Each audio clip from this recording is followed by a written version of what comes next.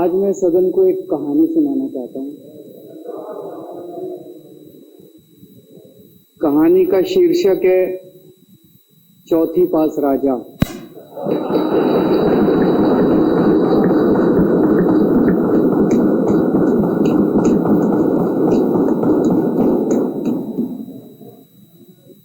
आपने बचपन में राजा रानी की बहुत कहानियां सुनी होंगी।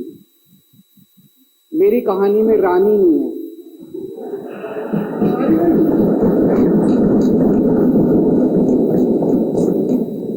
बस राजा है।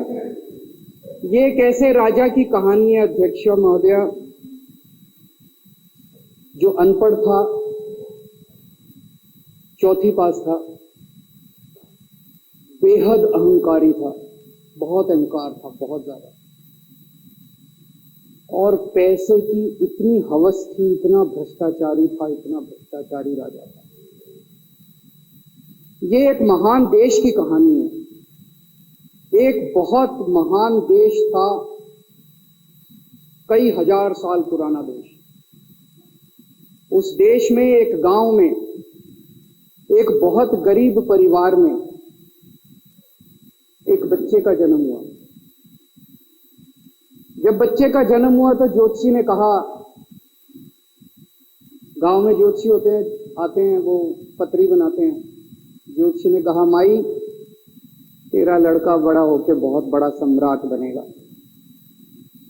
माई को यकीन नहीं हुआ, मेरा इतनी गरीब हूं मैं, कहां से मेरा बेटा सम्राट बनेगा। तो उसने कहा, नहीं, तेरे बेटे के ग्रह बताते हैं तेरा बेटा बहुत बड़ा सम्राट बनेगा।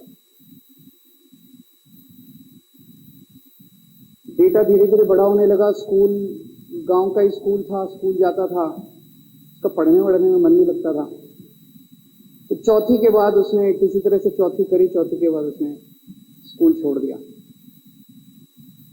गांव के पास एक रेलवे स्टेशन था।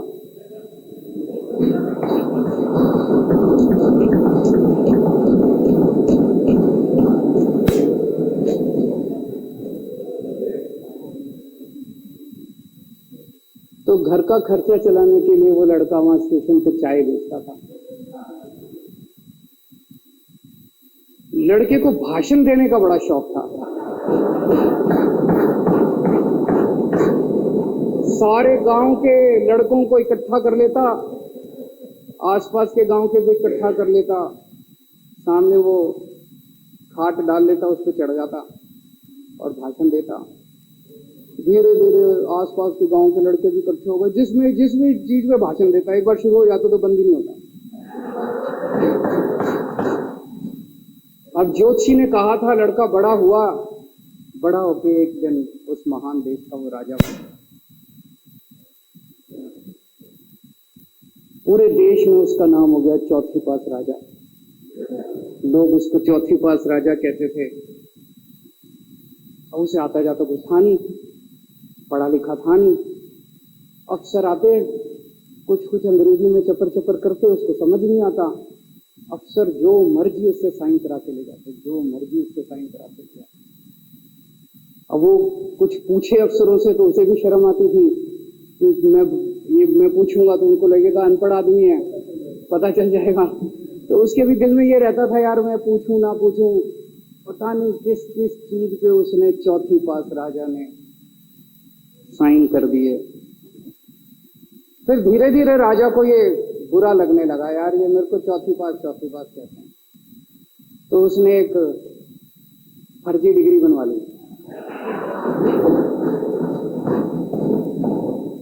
कहीं से फर्जी डिग्री बना के ले आया, एमए की। बोला मैं एमए हूं। तो लोगों को लगा, यार ये तो ठीक नहीं है, ये तो फर्जी डिग्री हम बना के ले आया हमारा राजा। तो लोगों ने आरटीआई डाली। जो आरटीआई डालता उस पर 25,000 रुपये जुर्माना।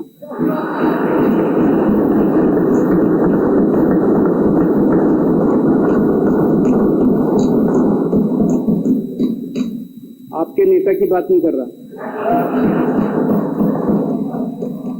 आप लोग भी हंस सकते हो।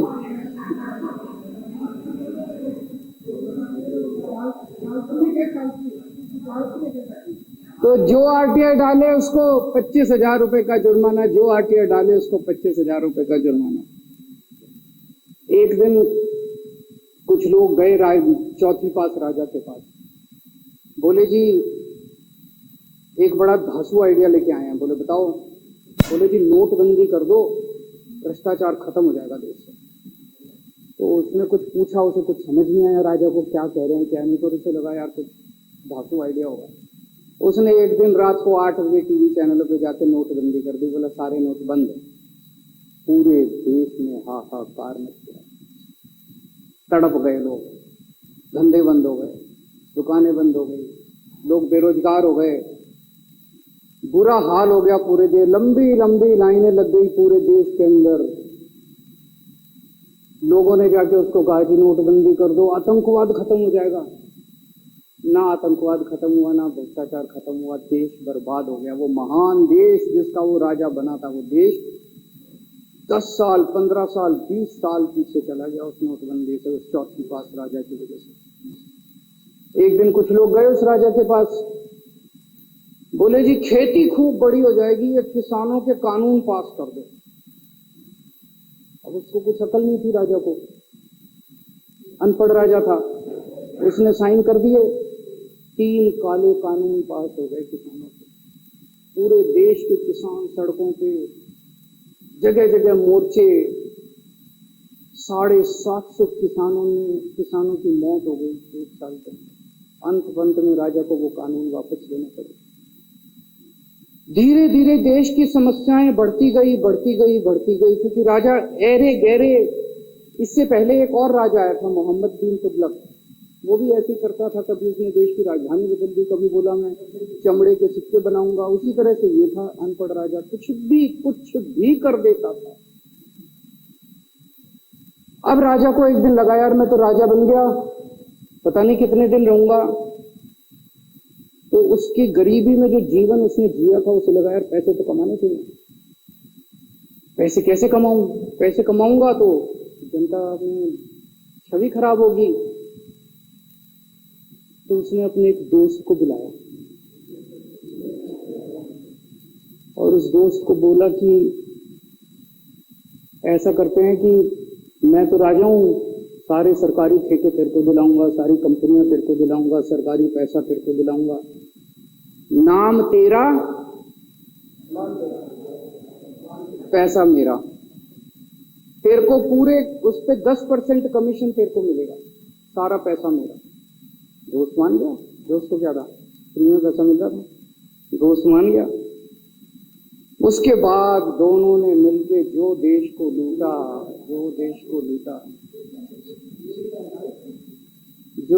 लूटा।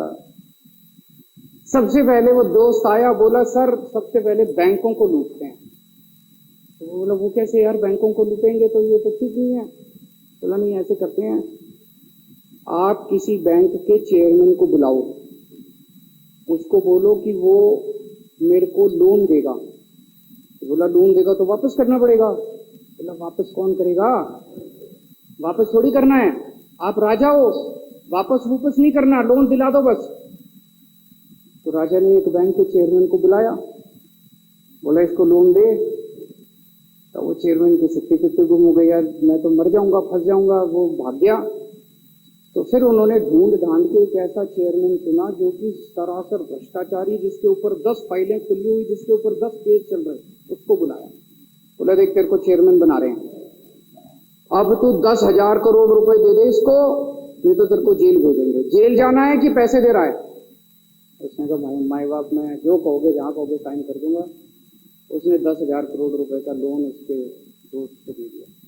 ऐसे करते करते 1,00,000 2,00,000 करोड़ रुपए इन्होंने बैंकों से लूट लिए। राजा ने, चौथी पास राजा ने और उसके दोस्त ने मिलकर 2-2.5 लाख करोड़ रुपए बैंकों से लूट लिए। अब बैंकों से पैसा लूटने के बाद उन्होंने देश को खरीदना चालू किया। सबसे पहले उन्होंने देश के एयरपोर्ट खरीदे, पहले 6 एयरपोर्ट खरीदे, फिर उन्होंने बिजली कंपनियां खरीदी पूरे देश के अंदर, फिर उन्होंने सी पोर्ट खरीदने चालू कर दिए, फिर उन्होंने कोयले खदानें ले ली, फिर इन्होंने पुलिस को भेज भेज के जो लोगों की कंपनियां थी, प्राइवेट लोगों की कंपनियां, या बंदूक रख रख के उनकी कंपनियां छीन ली राजा ने और उसके दोस्त। हाहाकार मच गया पूरे देश के अंदर। इतनी महंगाई हो गई, इतनी महंगाई हो गई पूरे देश में। पहले गैस 400 रुपए सिलेंडर होती थी, चौथी पास राजा के आने के बाद 1100 रुपए सिलेंडर हो गई। पहले पेट्रोल 71 रुपए होता था, 97 रुपए हो गया। पहले डीजल 57 रुपए होता था, 90 रुपए लीटर हो गया। जब पेट्रोल के दाम बढ़ गए, डीजल के दाम बढ़ गए, तो सारी चीजों के दाम बढ़ गए देश के अंदर। हाहाकार मच गया। सब चीजों पे इसने और इसके दोस्त ने कब्जा। दूध पहले 46 रुपए होता था, 66 रुपए लीटर हो गया। बच्चों को माएँ दूध पिलाने लायक नहीं बची, घरों के अंदर छोटे छोटे बच्चों के दूध छीन लिए इसने राजा ने। सरसों का तेल 90 रुपए लीटर होता था, 214 रुपए हो। बताओ, धीरे धीरे पूरे देश में हाहाकार मच गया। लोग अब राजा के खिलाफ आवाज उठाने लगे, लोग उसके खिलाफ बोलने लगे। तो राजा ने कह दिया, जो मेरे खिलाफ बोलेगा पकड़ के जेल में डालिए। एक के बाद एक राजा ने लोगों को पकड़ पकड़ के जेल में डालना शुरू कर दिया। किसी ने राजा का कार्टून बना लिया, उसको भी जेल में डाल दिया। किसी ने राजा का नाम गलत ले दिया, उसको भी जेल में डाल दिया। किसी टीवी चैनल वाले ने राजा के खिलाफ लिख दिया, उसको भी पकड़ के जेल में डाल दिया। किसी जज ने राजा के खिलाफ कोई ऑर्डर कर दिया, उसको भी पकड़ के जेल में डाल दिया। ना जजों को छोड़ा, ना पत्रकारों को छोड़ा, ना मीडिया को छोड़ा, ना व्यापारियों को छोड़ा, ना उद्योगपतियों को, किसी को नहीं छोड़ा। राजा ने पकड़ पकड़ के उसने चौथी पास राजा ने सबको जेल में डालना चालू कर दिया। एक महान देश कहां से कहां पहुंच गया। उसी देश के अंदर एक छोटा सा राज्य था, उस राज्य का एक मुख्यमंत्री था।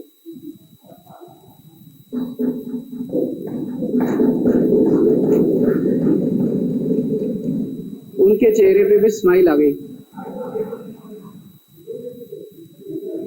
उनके चेहरे पे भी उम्मीद की किरण छा गई। वो मुख्यमंत्री अपने लोगों का खूब ख्याल रखता था। वो मुख्यमंत्री कट्टर ईमानदार था। वो मुख्यमंत्री कट्टर देशभक्त था। वो मुख्यमंत्री पढ़ा लिखा था।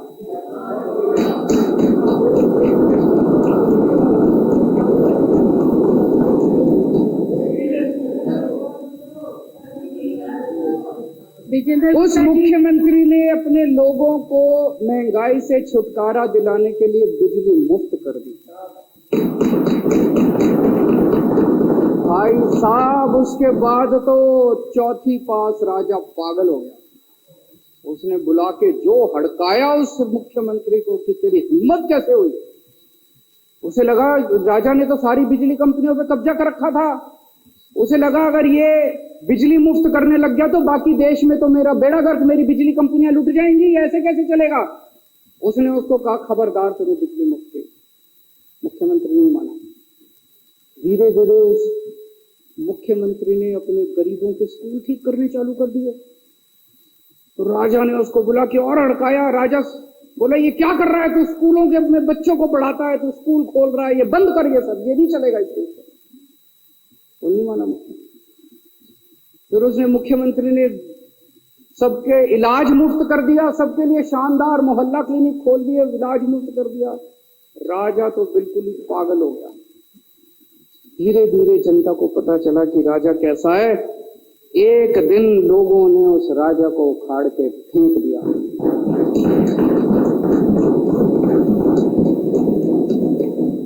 और लोगों ने एक किसी ईमानदार और देशभक्त आदमी को वहां बिठा दिया और उनकी सरकार आ गई। और उसके बाद देश से महंगाई खत्म हुई और देश रात दूनी चौगुनी तरक्की करने लगा। तो जैसे हम बचपन में सुना करते थे, moral of the story, Hindi में क्या कहते हैं, मॉरल ऑफ द स्टोरी का मतलब भाई इस कहानी में